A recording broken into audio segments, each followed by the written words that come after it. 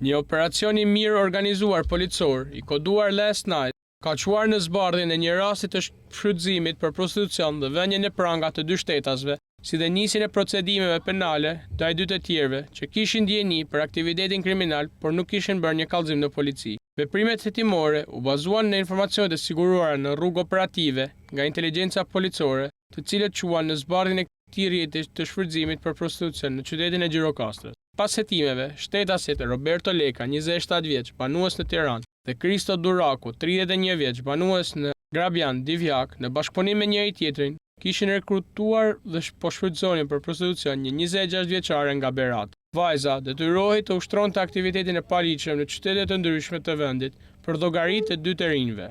Në përfundim të operacionit, dy të dyshuarit u ndaluan nga forcat e policisë dhe ndaj tyre rëndon akuza shfrytëzim prostitucioni, kryer në bashkëpunim, një vepër penale e dënueshme nga ligji shqiptar. Gjithashtu, nisi procedimi penal ndaj dy shtetasve të tjerë, një 40 vjeçari nga Tropoja dhe një 36 vjeçari nga Libov Shafir. Për veprën penale, moskallëzimi I krimit, pasi dyshohet se ata kishin ndjeni për veprimtarinë e paligjshme, por nuk e kishin kallëzuar pranë autoriteteve.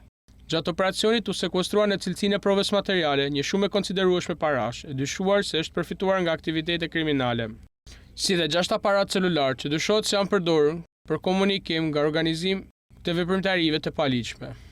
Materialet procedurale ju referuan prokurorisë pranë gjykatës së shkallës së parë, Gjirokastër, për veprimet të mëtejshme hetimore. Ndërkohë, policia e shtetit po vijon hetimet për të zbuluar nëse ka persona të tjerë të përfshirë në këtë rrjet kriminal.